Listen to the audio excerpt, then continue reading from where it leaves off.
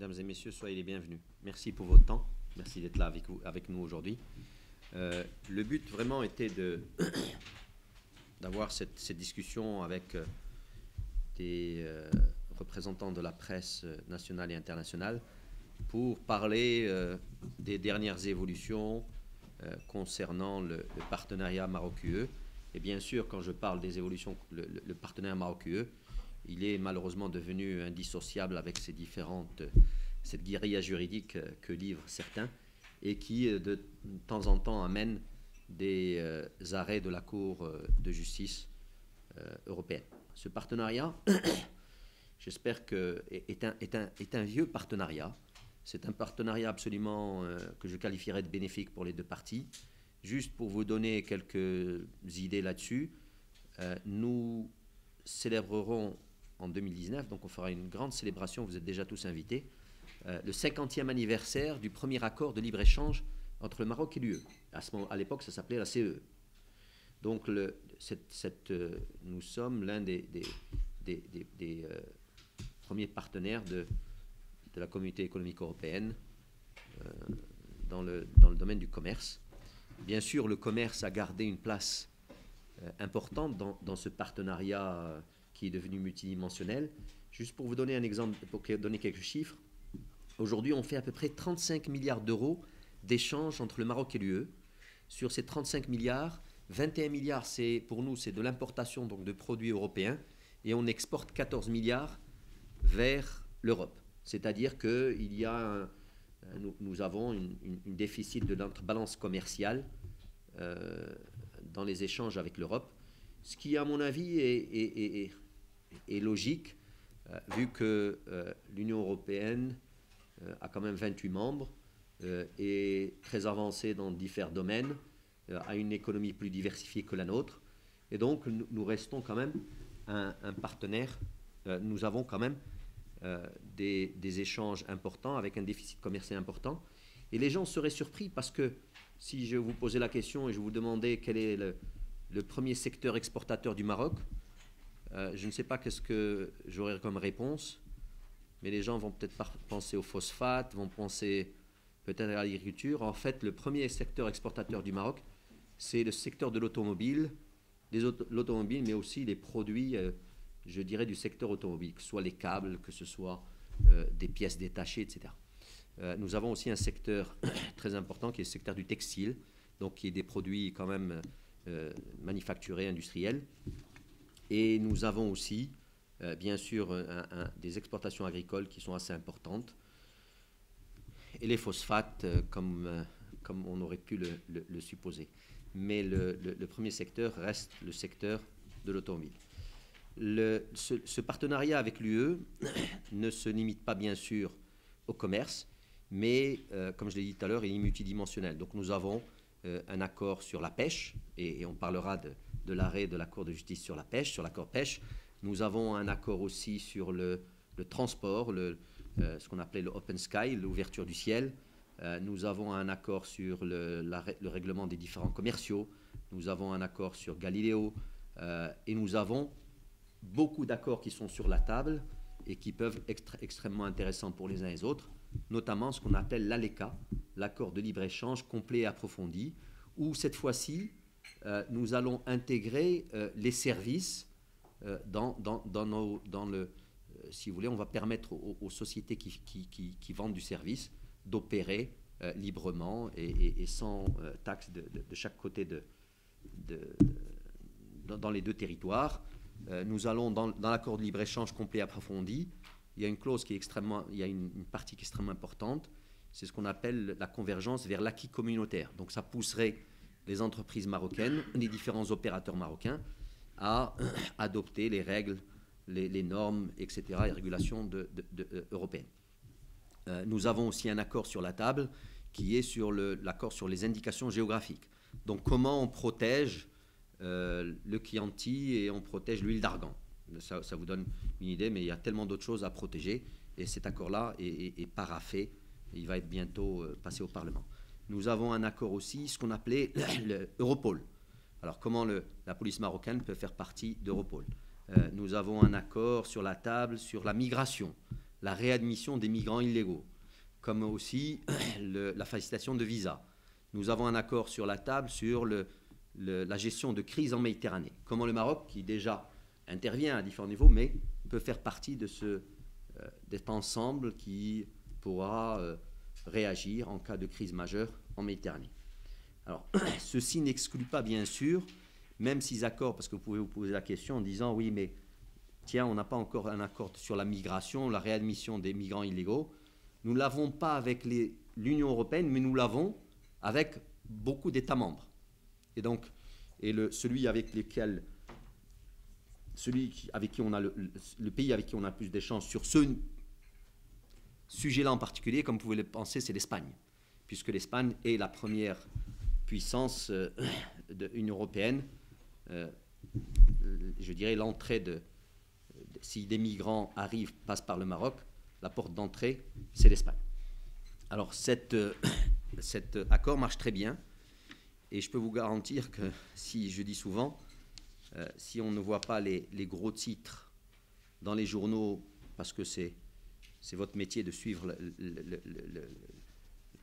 je dirais les événements là où ils se produisent, s'il n'y a pas de gros titres dans les journaux sur le problème de la migration dans la frontière sud de l'Union européenne, c'est parce que rien ne se passe, c'est parce que le Maroc fait le job avec les Espagnols, principalement. Alors nous travaillons aussi avec, bien sûr, l'entre-pays sur les histoires de sécurité, la lutte contre le terrorisme. Et nous travaillons sur un sujet aussi qui est fondamental, c'est la lutte contre l'extrémisme religieux. Et à ce titre, par exemple, juste pour noter juste un point qui me semble intéressant à souligner, nous avons créé un institut de formation des imams. Cet institut de formation des imams a pour vocation de former ces imams-là dans un curriculum qui est normalement en 2 ans, et il les forme aux préceptes de l'islam, ouvert, tolérant, moderne, de paix, etc.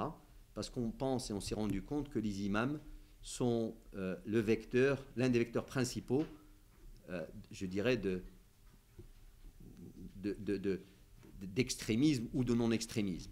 C'est-à-dire qu'un imam, quand il prêche le vendredi, il peut prêcher la paix, la tolérance, ou il peut prêcher la violence et l'intolérance. Et donc, nous formons nos propres imams, mais nous avons ouvert cet institut aux autres pays. Et c'est ça un peu l'information. Bien sûr, nous formons aussi des imams maliens, gabonais, Côte d'Ivoire, du Sénégal, mais nous formons aussi des imams aujourd'hui d'Espagne, de France. Et j'ai entendu dire il y a quelques jours que la Belgique serait intéressée par cet institut-là.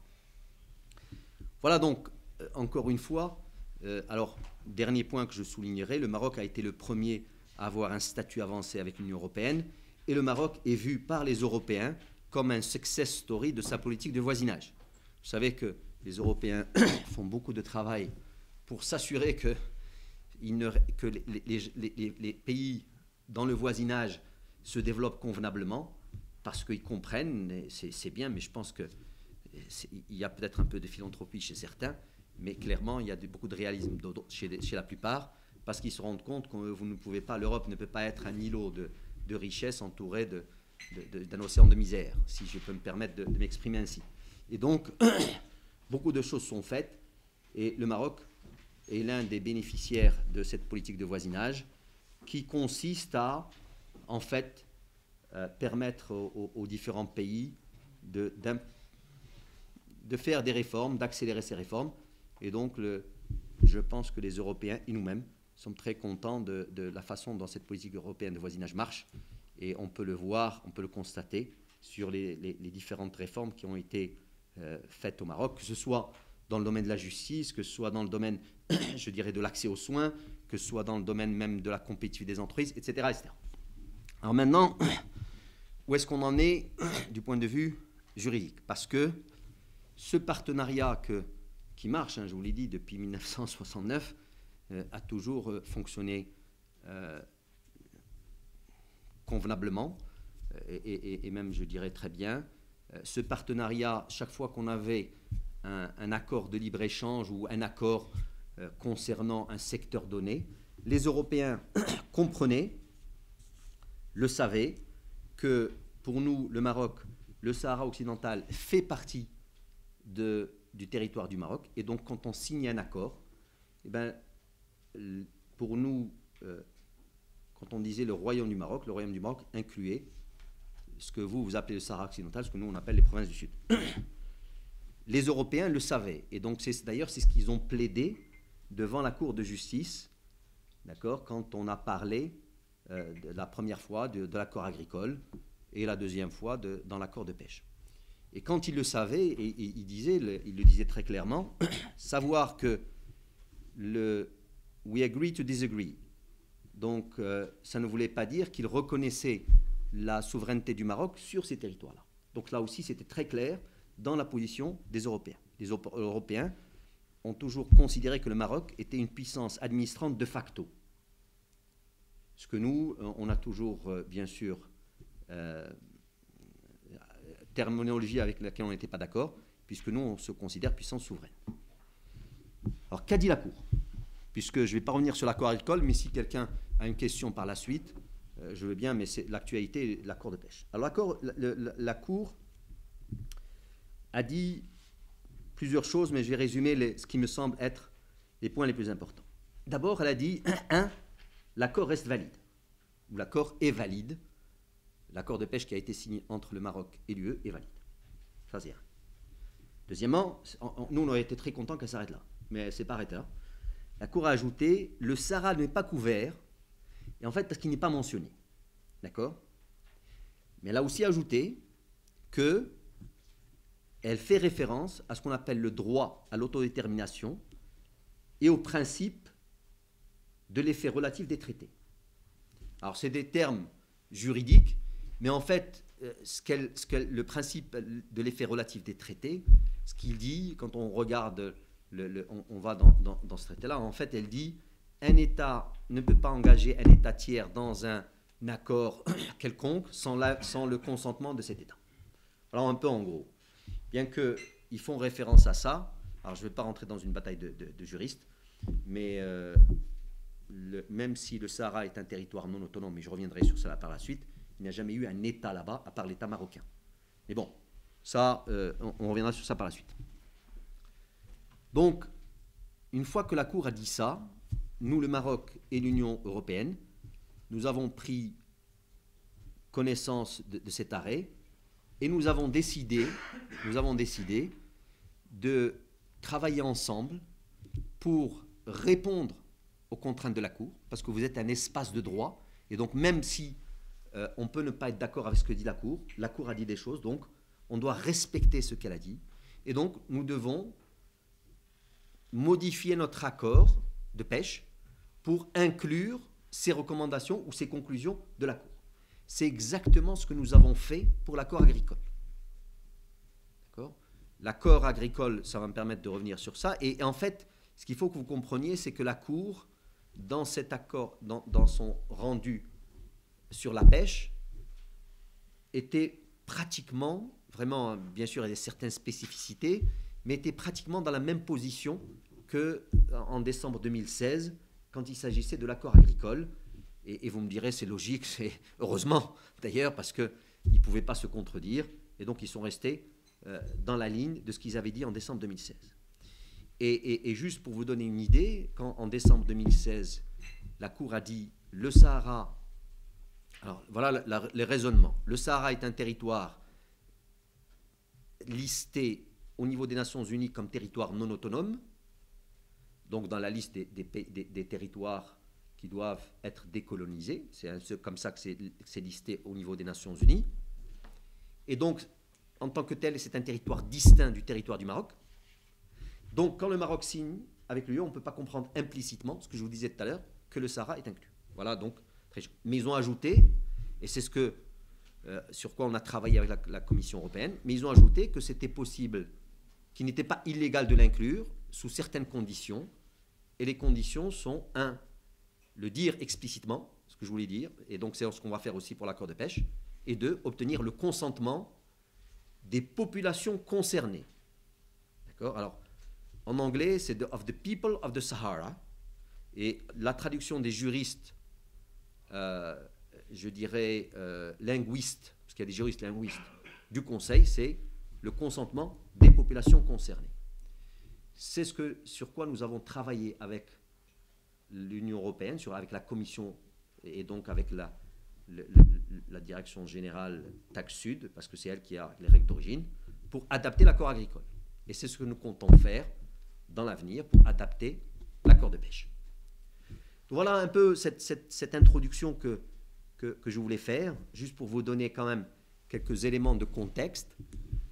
Le partenariat en lui-même, qui est un partenariat d'exception, le riche, multidimensionnel, qui va continuer à se développer, le partenariat qui est attaqué par un parti tierce, qui est le Polisario, soutenu par l'Algérie, mais bon, ça c'est une autre, on pourra en parler.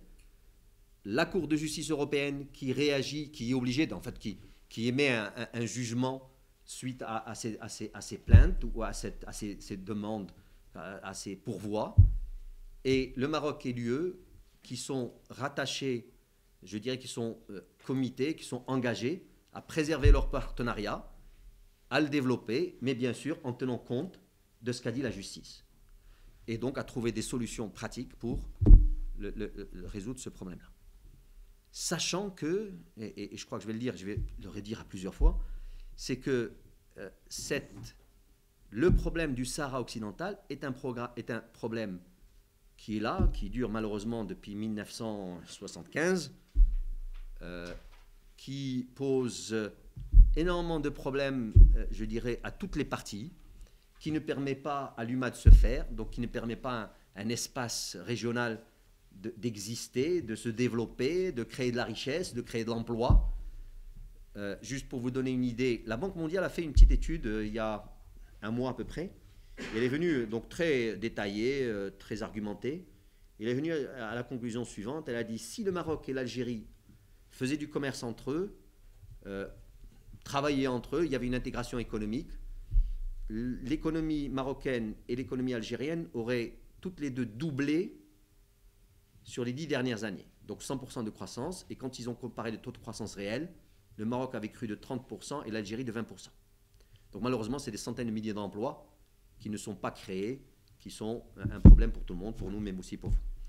Donc voilà, et donc aujourd'hui, ce que je reviens à cette histoire de problème Sahara occidental, c'est un sujet qui est là, qui est sur la table, qui a trop duré, et il est du ressort exclusif de l'ONU, du Conseil de sécurité de l'ONU, et donc nous, les Européens, nous les Marocains et vous les Européens, nous devons trouver des solutions pour continuer à faire ce qu'on fait très bien ensemble, tout en soutenant, et c'est ce qu'on a dit dans le communiqué commun, les efforts du secrétaire général pour résoudre, je dirais, le processus tunisien et les efforts de son envoyé spécial pour l'affaire du Sahara. Si l'ONU n'est pas arrivée à faire pendant 9 ans un référendum d'autodétermination sur est-ce que le territoire, quel est le statut du territoire, franchement, fou est celui qui penserait qu'on pourra organiser un référendum d'autodétermination pour décider est-ce qu'on met un accord agricole qui inclut le territoire ou pas. À moins que... Et puis, ce que je leur dirais, c'est que l'ONU n'est pas arrivée à l'organiser pendant 9 ans, entre 1991 et 2000. On est en 2017. Et bien, la population a changé de nature. Il y a beaucoup de gens qui sont restés sur les territoires, d'autres qui sont partis. Il y en a même au Canada, d'autres peut-être ici, d'autres qui sont venus. Donc, comment on fait?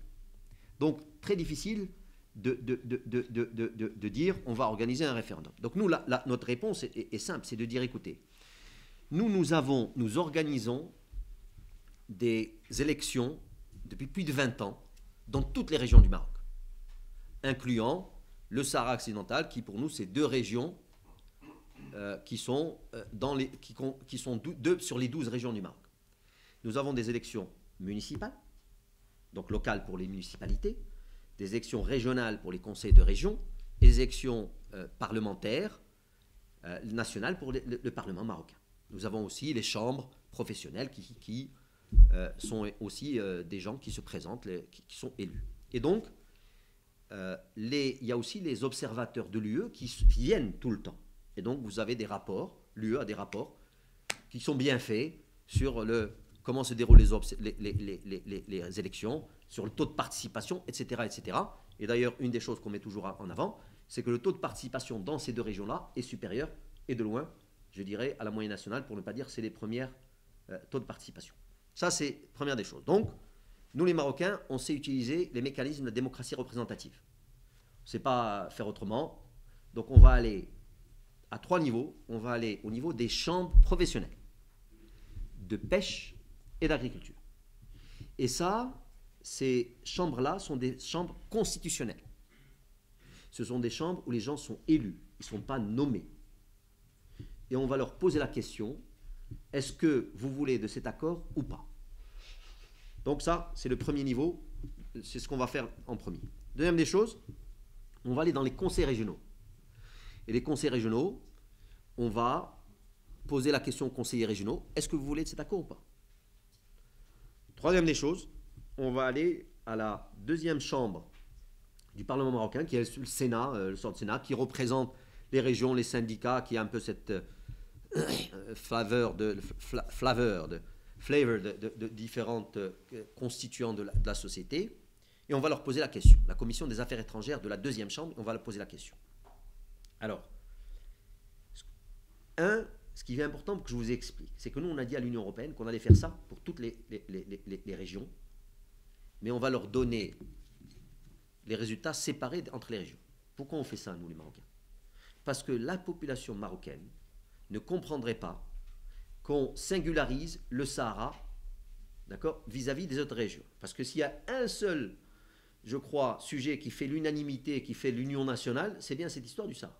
Moi, je viens d'un parti politique, vous savez, et donc nous avons eu divergences avec le pouvoir, avec les partis, avec différentes partis socialistes. D'accord? Et donc, mais s'il y a une chose sur laquelle on est tous d'accord, c'est que la souveraineté du Maroc sur le Sahara. Donc nous allons faire ce travail-là et nous allons le donner à l'Union européenne. Et l'Union européenne pourra choisir les 2 régions qui l'intéressent et voir quel résultat ça a donné. Maintenant, je vais anticiper une question. En fait, ce n'est pas une question qu'on m'a posée, c'est quelqu'un qui au Parlement qui me l'a posée. Il m'a dit, oui, mais monsieur l'ambassadeur, ce que vous dites, c'est bien, mais il y a une rumeur qui dit qu'il y a des dizaines de milliers de personnes qui sont venues du nord au sud, c'est eux qui vont voter. Ça, c'est la rumeur, en fait, je sais d'où est-ce qu'elle vient, et c'est l'idée de, ce sont les colons qui viennent du nord qui vont voter. La réponse est très claire.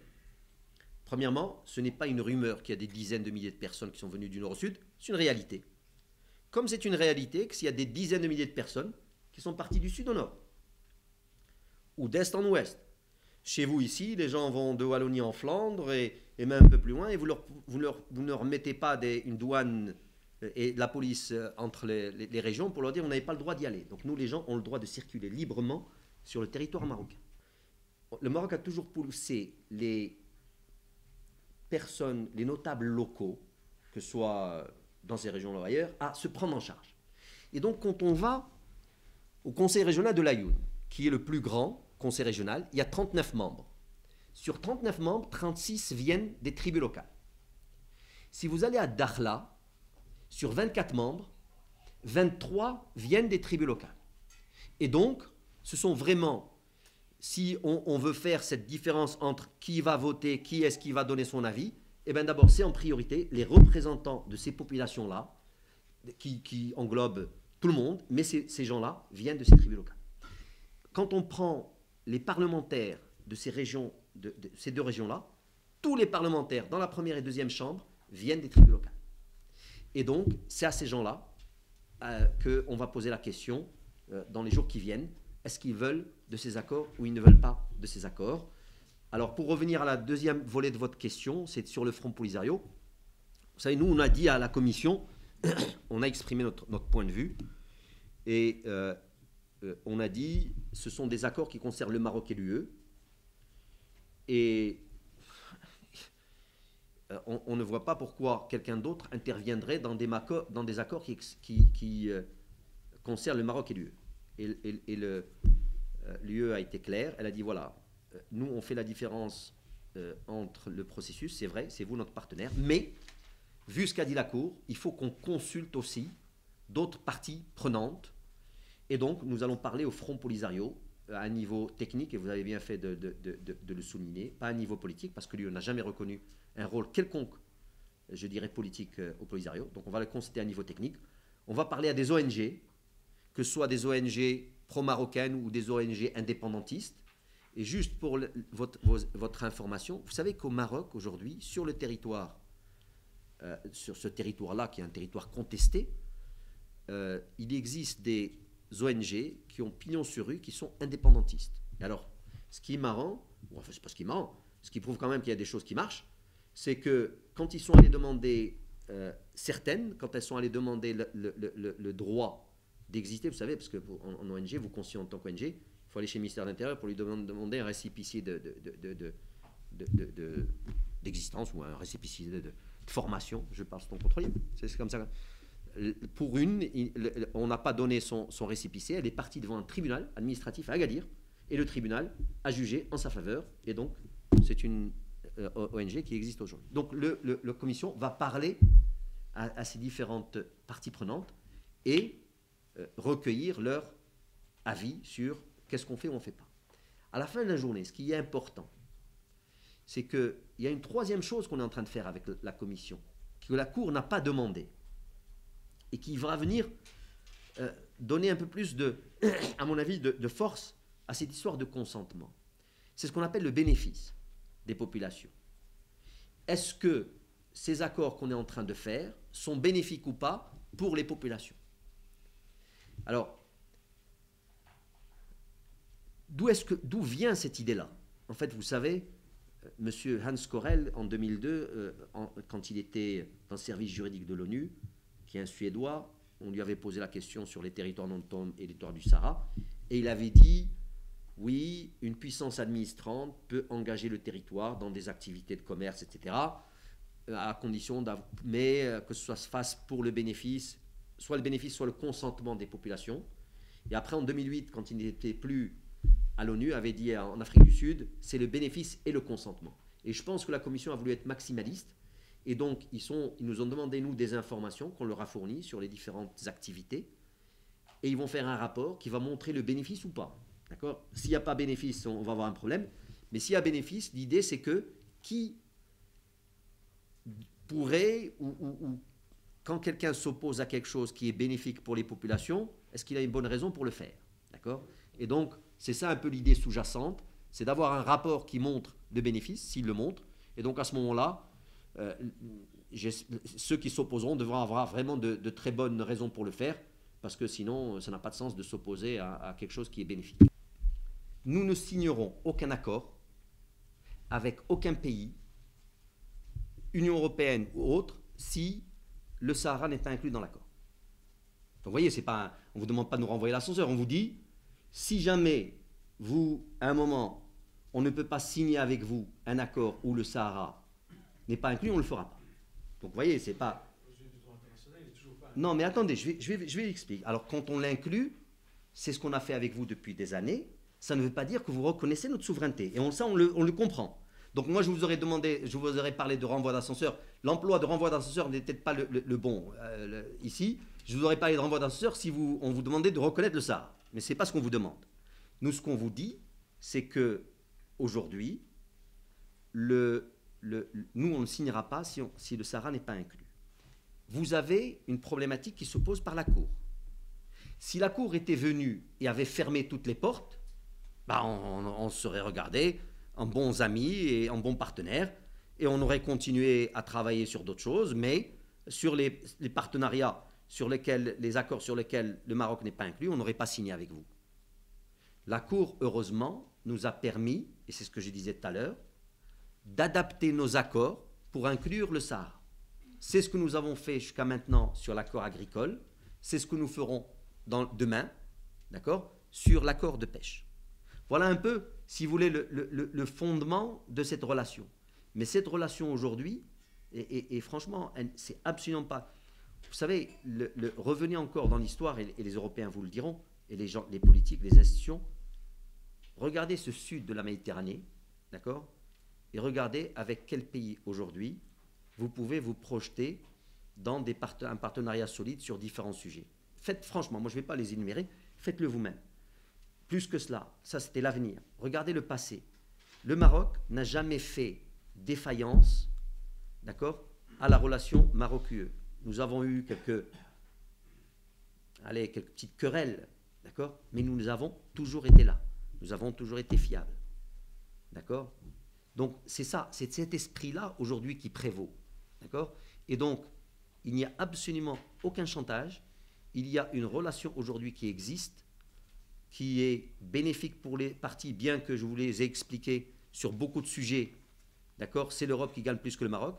Et nous, sur un sujet qui est de dire le Sahara, on ne sait pas faire un accord sans le Sahara. Oui, il y a certains députés qui, dans des séances, soit de commission, à INTA par exemple, ou même en écrivant à Madame Mogherini, hein, ça c'est public. Hein, donc la réponse, oui, il y a des eurodéputés qui disent la Commission européenne devrait négocier avec le Polisario qui représente le peuple du Sahara occidental.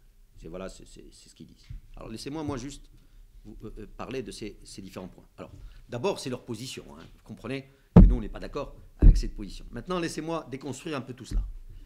Le peuple du Sahara occidental. Moi, déjà, je pense qu'à un moment ou à un autre, il faudrait que des anthropologues, des sociologues, des historiens, d'accord, viennent et détruisent ce mythe, d'accord, du peuple du Sahara occidental, pour diverses raisons. Premièrement, vous voyez ma collègue, elle est juste assise juste là. Je parle la même langue qu'elle, l'arabe. On a la même religion, qui est l'islam. On a les mêmes faciès, la même couleur de peau. Moi, je suis peut-être un peu plus foncé qu'elle, d'accord. Mais, alors, ils ont dans leur territoire des danses qui sont différentes de ma région, moi, je suis de Fès, qui est différente des danses que vous allez trouver dans le Moyen Atlas, qui est différente des danses que vous allez trouver dans le Rif. Tout ça fait partie de la diversité culturelle du Maroc. D'accord? Donc moi, je voudrais bien qu'on m'explique c'est quoi la base d'un peuple. C'est quoi? Qu'est-ce qui fait un peuple? Deuxièmement, réfléchissons. Le peuple du Sahara, donc c'est lié à une géographie. Vous savez, le Sahara commence là où ce qu'on appelait le Sahara occidental, qu'on appelait le Sahara espagnol. Hein. Je voudrais bien qu'on rappelle l'histoire. D'accord? On rappelait le Sahara espagnol. Il passe par la Mauritanie, puisqu'il est attenant, l'Algérie, il passe par le Mali, le Niger, le Burkina Faso, le Tchad, vous savez, tous les pays du Sahel, la Libye, le Soudan. Pourquoi il n'y a pas de peuple du Sahara occidental, du Sahara là-bas? S'il y a un peuple du Sahara là, il devrait y avoir, c'est lié à une géographie, il devrait y avoir un autre peuple du Sahara quelque part. Il n'y en a pas, parce que c'est une création de nos chers amis algériens. D'accord? C'est pour ça qu'on appelle ça le peuple du Sahara occidental. Donc ça, c'est la première des choses. Deuxièmement, le représentant exclusif du Sahara, le Polisario. Il faut qu'on arrête aussi, ça aussi. Ça aussi, il faut que les gens soient sérieux et regardent un peu l'histoire. Première des choses, le Polisario n'a jamais été reconnu par l'ONU, d'accord, comme le représentant du peuple sahraoui. Il y a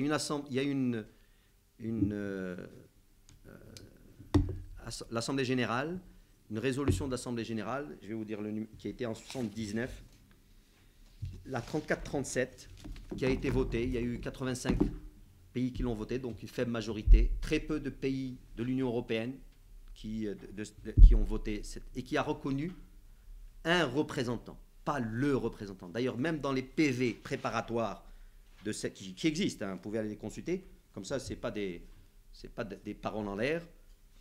Vous verrez que même l'article le a été enlevé par les gens qui ont rédigé cette résolution. Les résolutions de l'Assemblée générale ne sont pas un fait de droit, c'est un fait politique. Après cette assemblée, cette résolution, il y en a eu 100 à peu près, avant et après, qui parlaient du Sahara occidental. Aucune n'a parlé du représentant Polisario comme représentant de l'Assemblée générale. Le Polisario ne peut pas parler au Conseil de sécurité de l'ONU, il ne peut pas parler à l'ONU il n'a pas de statut d'observateur, il n'a rien. Le Polisario n'est pas reconnu comme un acteur politique par l'Union européenne, par aucun des membres. L'aide humanitaire qui va de l'Union européenne au camp de Tindouf ne passe pas par le Polisario. D'accord ? Le Maroc, on peut nous dire, le Maroc a parlé au Polisario. Oui, nous avons parlé au Polisario comme quelqu'un qui représente ces structures. C'est comme l'Irlande qui a parlé à l'IRA, l'Espagne qui a parlé à l'ETA, les Turcs qui ont parlé au PKK, et j'en passe encore, qui n'ont jamais les FARC en Colombie, ça ne veut pas dire qu'on a reconnu que ces gens-là étaient les représentants d'une population concernée. C'est un acteur, d'accord? C'est un interlocuteur dans un processus de paix, et même la Cour européenne, d'accord, ne lui a donné aucun rôle dans les différents arrêts. Donc voilà pourquoi aujourd'hui, et puis attendez, je crois que j'ai oublié le meilleur, franchement j'ai oublié le meilleur. Tout cela, tout ce que je vous ai dit reste, c'est politique, tout ce que je vous ai dit c'est juridique. Mais il y a une chose qui est plus importante que tout, c'est la vie de tous les jours. Qui sont ces personnes originaires de ces régions-là? Comme moi, je suis originaire encore de la ville de Fès, de la région de la plaine du Saïs. Qui sont ces gens-là et qui sont leurs représentants? Ben, encore une fois, vous savez combien ils ont d'élus dans cette région-là? 10 000. Je voudrais bien, je crois que, d'accord, qu'on me dise combien il y a d'élections qui se font par le Polisario et combien sont élus, je dirais, démocratiquement, d'une manière régulière. Donc voilà, c'est pour ça que, déjà, il faut remettre les choses dans leur... Il faut expliquer les choses pour que les gens qu'il n'y ait pas de malentendus là-dessus. Ensuite, les députés sont dans leur rôle. Il y a des députés, on les connaît, hein, heureusement, ils ne sont pas trop nombreux, mais ils sont très actifs. Et donc, ils n'aiment pas le Maroc pour diverses raisons. Ils ont une idéologie. Moi, je respecte, hein, franchement. Moi, j'ai été député. Avant d'être nommé poste diplomate, j'étais député pendant 5 ans au Parlement marocain. Et il m'est arrivé de prendre des positions extrêmement fermes sur certains sujets, parfois même contraires à ce que pensait mon parti, mais parce que j'ai défendu des idées. Eux défendent ces idées. Je respecte ce qu'ils défendent, mais à la fin, il faut qu'on donne la réalité des choses aux gens. Et je crois que la Commission a compris ça, puisque la Commission, lors de sa dernière intervention dans la Commission INTA, et le SAE a dit les Sahraouis ne se reconnaissent pas, ou une grande partie des Sahraouis, je ne me souviens plus exactement du terme, ne reconnaissent pas le Polisario comme représentant, je dirais, comme leur représentant. Et je pense que franchement, si on prend aujourd'hui même les camps de Tindouf, hein, puisque aujourd'hui ils représentent ces Sahraouis qui vivent dans les camps de Tindouf, d'ailleurs on ne sait même pas le nom, parce que l'Algérie refuse toujours de faire un recensement de cette population-là. C'est l'un des seuls, je crois le seul, ou l'un des seuls camps de réfugiés au monde où il n'y a pas de recensement, où le UNHCR n'est pas autorisé à faire un recensement, parce qu'en faisant un recensement, eh ben, on se rendrait compte que beaucoup de gens ont envie de partir au Maroc. D'ailleurs, vous savez combien il y avait de gens qui sont passés au Maroc? 12 000 personnes ont quitté ces camps à un moment ou à un autre, même des responsables, des créateurs du Fonds du Polisario, pour aller s'installer au sud, mais aussi à Rabat, à Casa et autres. Et donc la Commission va leur parler, on le sait, ou elle leur a déjà parlé, mais à un niveau technique, et puis ils vont recueillir ce que le Polisario a envie de leur dire. Mais ça, après, la Commission fera son rapport, qui sera ensuite présenté. Ce que je ne vous ai pas dit, les rapports seront présentés au Conseil et bien sûr au Parlement avant le vote.